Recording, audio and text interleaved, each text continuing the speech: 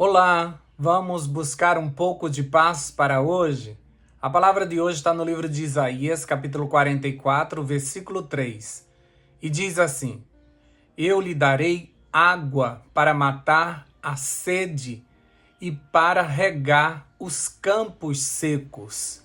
Derramarei o meu espírito e as minhas bênçãos sobre os seus futuros filhos. O povo de Israel desobedecia, adorava outros deuses, quebrava a aliança divina constantemente e Deus continuava prometendo para eles um futuro glorioso. Nada do que eles faziam mudava quem Deus era e aquilo que ele prometera. E por isso, ele continuava com suas promessas para as futuras gerações.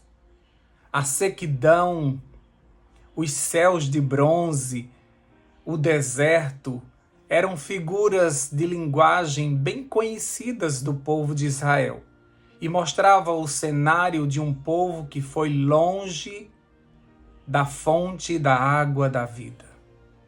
Por isso, as bênçãos eram prometidas de forma figurativa, como a água e a chuva. Lá no livro de Joel, no capítulo 2, no versículo 23, diz assim: Alegrai-vos, pois, filhos de Sião, regozijai-vos no Senhor vosso Deus, porque ele vos dará em justa medida a chuva, fará descer como outrora a chuva temporã e a serôdia. Mais uma vez a figura de linguagem de uma chuva que viria sobre uma terra seca, de um povo seco, de ossos secos, que careciam do Espírito Santo. Água, chuva, sempre vão representar o Espírito Santo, que entra dentro de nós, nos inundando e regando toda esta terra seca que muitas vezes se torna o nosso coração diante dessa vida tão difícil, onde o amor está esfriando de quase todos. Diante dessa promessa, nós precisamos pedir, sabendo que somente através desta chuva completaremos a nossa missão. Precisamos pedir. Se Deus nos prometeu, é certo que Ele dará a todos que lhe pedirem. Como diz lá em Zacarias, capítulo 10, versículo 1. Pedi ao Senhor chuva no tempo da chuva serôdia. O Senhor que faz os relâmpagos lhe dará chuveiro de água e erva no campo a cada um. Pedi ao Senhor chuva. Então peça. A frequência do teu pedido diz o quanto você quer. Deus não te dará se você não quer. Ele não vai te obrigar a receber. Ele dará a todos que querem e estão pedindo. Apesar de Deus já ter penhorado sua palavra, fazendo a promessa. Por conta do nosso livre arbítrio, precisamos pedir. Por essa liberdade, Deus não pode nos forçar a nada, mesmo que isso seja maravilhoso a nosso respeito. Quem não quer ser cheio do Espírito Santo? Deus respeita a tua liberdade em não querer. E como você não pede, é sinal de que você não quer. Ou se você pede pouco, é sinal de que você quer pouco. Mas lembre-se que Deus sempre vai respeitar a tua vontade. Veja Jesus lá no poço com a samaritana. Ele apresenta a ela a água da vida e ele fica esperando que ela aceite, que ela peça. Ele diz as vantagens, ele diz que se ela tomasse jamais teria sede, mas ele não pode obrigar ela a tomar da água, a receber essa porção do Espírito. Então ele apresenta e fica esperando o pedido até que ela pede. Isso está registrado lá em João capítulo 4, versículo 15. E ela diz assim: por favor, Senhor, disse a mulher, me dê desta água. Assim eu nunca mais terei sede, nem terei de fazer esta longa caminhada até aqui para tirar a água. Você também quer dessa água? Quer matar a sua sede? Está se sentindo uma terra seca e precisa do refrigério desta água? Essa é uma das promessas antigas que Deus vem fazendo ao seu povo, que enviaria o Espírito Santo às gerações futuras. E por ser uma promessa antiga, nós já perdemos muito tempo em não ter tomado posse desse poder, dessa presença do Espírito em nossa vida. Não pedimos ou pedimos pouco, talvez porque a gente não creia na promessa, ou talvez porque você ainda não conhece Deus o suficiente para saber quais são as suas intenções de te abençoar com essa presença santa.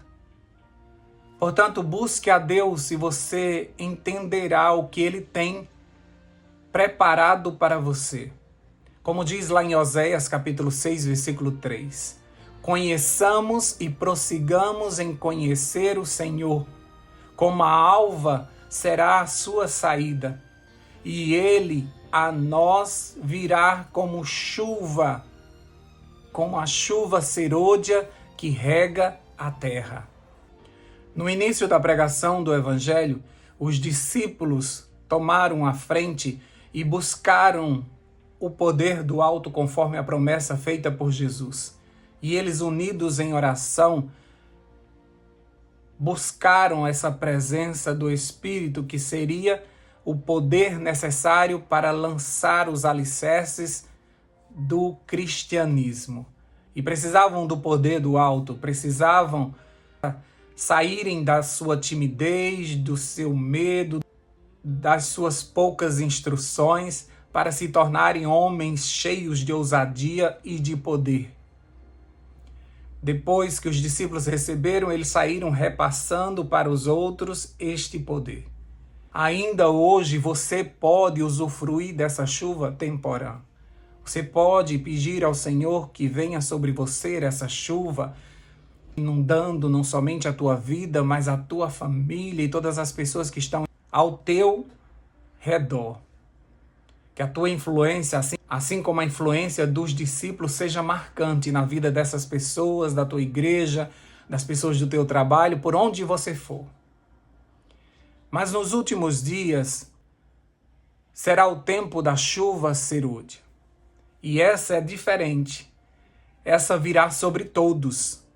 Não é somente para os discípulos e depois para os novos conversos. Dessa vez nós não precisamos deles, nós não precisamos de intermediários. Qualquer um de nós poderá receber, como está registrado lá em Joel capítulo 2, 28 e 29.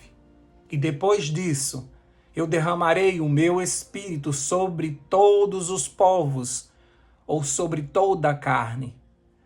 Seus filhos e filhas profetizarão, os velhos terão sonhos e os jovens terão visões.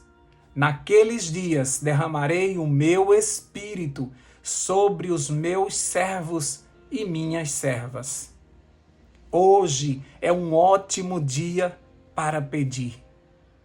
Hoje é o dia de experimentarmos o Espírito Santo guiando os nossos passos, a nossa fala, as nossas ações e até mesmo nos fazendo reconhecer as nossas falhas para buscarmos no Salvador o perdão dos nossos pecados, para experimentarmos uma vida plena na sua presença. O Espírito Santo é sim uma promessa antiga. No versículo de hoje, lá em Isaías, já havia essa promessa que o Espírito Santo seria derramado. Jesus veio com essa missão. Ele disse à samaritana que estava procurando adoradores que adorassem a Deus em espírito e em verdade. E para adorarmos a Deus em espírito, temos que ter o Espírito Santo. Esta promessa é real. Para pregar o Evangelho hoje, precisamos do Espírito Santo. Sem Ele, o trabalho será vagaroso e quase sem resultados. Mesmo que a gente veja alguma quantidade de pessoas sendo batizadas, mas muito mais saem da igreja, porque elas descobrem uma terra seca onde elas não querem habitar. Elas vêm de uma terra fértil aos olhos delas, com muitas bênçãos, e elas chegam muitas vezes em igrejas secas, que não demonstram nenhum fruto do Espírito e não conseguem manter os cristãos unidos com um único propósito. Ainda são pessoas que estão engatinhando na vida cristã. Ainda não receberam a plenitude do Espírito e por isso ainda não conseguem viver de forma harmoniosa e cheia das bênçãos do Senhor. Por isso que essa promessa do Espírito Santo, ela precisa acontecer, senão muitas pessoas irão desistir do reino de Deus.